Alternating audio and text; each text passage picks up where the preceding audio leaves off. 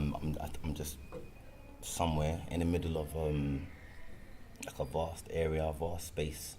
Um, it reminds me of Tangier Block on Broadwater Farm. I'm surrounded by a crowd of people. It's almost as if I can't see their faces. I can't define who they are. I know I'm not like them. I'm in amongst it all. I feel as though me being myself, if somebody or they pick up on that, that I'll somewhat get taken away or that there's some impending danger.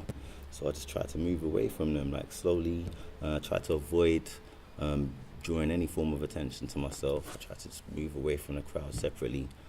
Gradually, I do get away from them. And it's just clear. I know that there's no constructions, nothing ahead of me, but I just have to escape.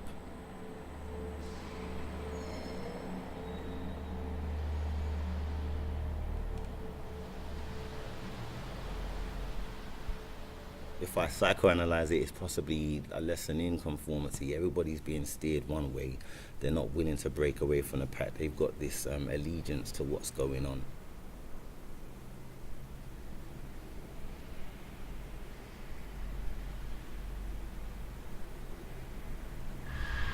And I'm more amongst the buildings now that are there.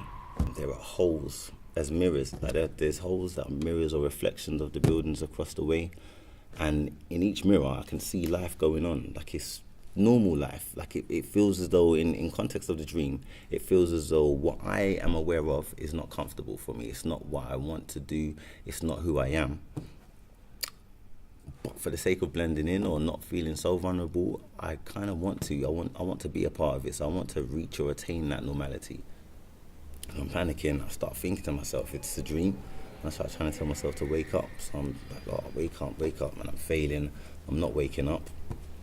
Keep running. And at some point, I literally just, I get tired. I get overwhelmed. And I just let go.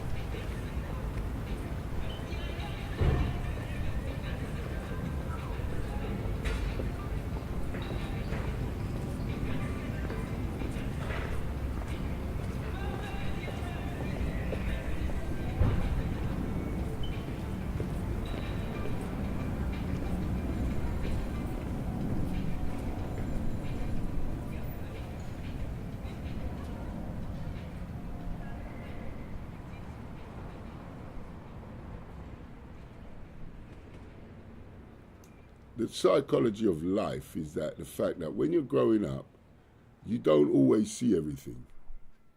You just go along, go with the flow of everything. You know what I mean? And a lot of people used to call this place a troubled estate, but when you're young, you don't see that. You just, for myself and most of the young people living here, it was just the norm.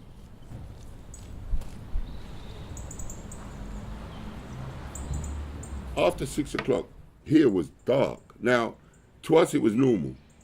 To the outside world, that's not normal. Where's all the street lights gone? I never even noticed that before until I got involved in the community work, because it was just normal.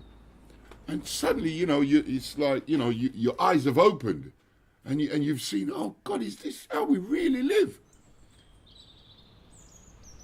When you're in the so-called ghetto, people are just far away from politics.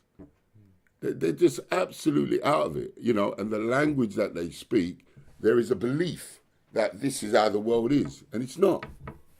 And there's many things that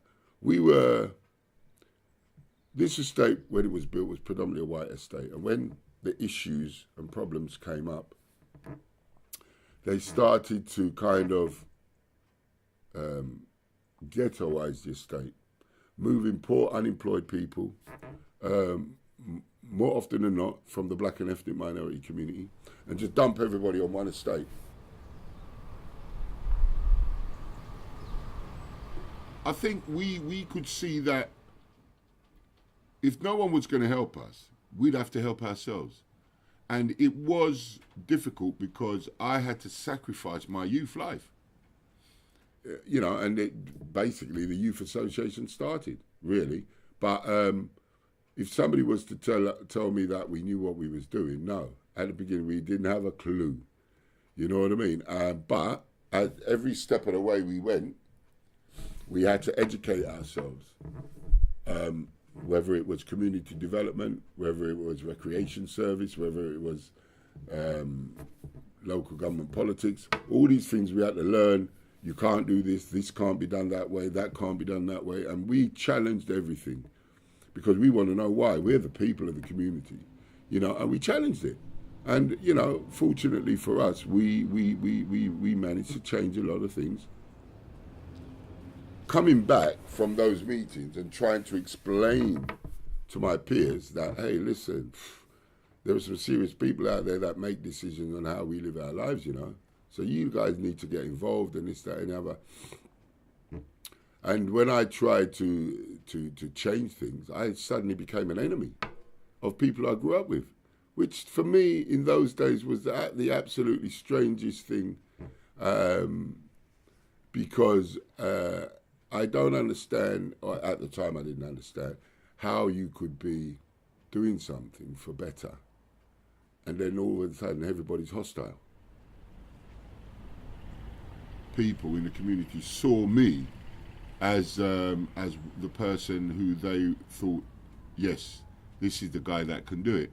You know what I mean? Because they never let me quit.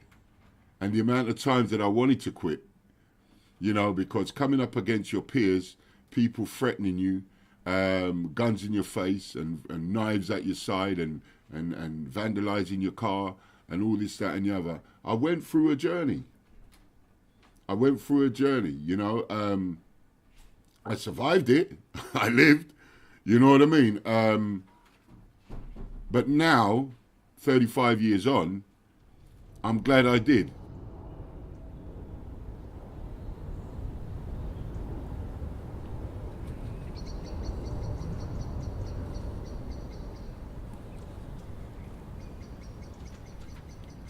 Would I go back and do it again? No. No, I wouldn't. I mean, it's not an easy role.